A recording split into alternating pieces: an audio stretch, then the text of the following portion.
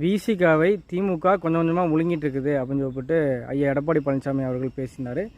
இந்த பேச்சு முற்றிலுமான உண்மை. உண்மையாலுமே விசிகாவை வந்து திமுக முழுங்கிட்டு இருக்கு, கொஞ்சம் நாள் முழுங்கிடும். அதாவது இதுக்கு மறுப்பு தெரிவித்து விசிக தலைவர் வந்து பேசிக்கிறாரு. அப்படிலாம் இல்லை, வளர்ச்சி அடைந்து தான் இருக்குது. வளர்ச்சி அடைது எதில் அப்படின்னா,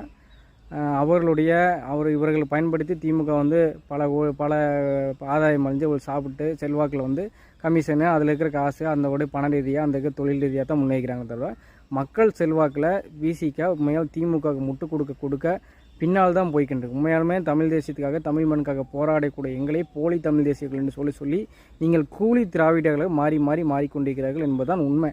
மக்களுடைய உண்மையான களத்திலிருந்து விலகி போய் உண்மையாலும் விசிகா வந்து திமுக முழுங்கிருச்சு, தன்னை போலவே மாற்றிருச்சு. அதான் உண்மை. தன்னை போலவே காசுக்காகவும், அரசியலுக்காகவும், பணத்துக்காகவும், அதுக்காகவும் எல்லாத்துக்கும் மாற்றிருச்சு அப்படிங்கிறதான் வந்து உண்மை. ஐயா எடப்பாடி பேசுனது முழுக்க உண்மைதான்.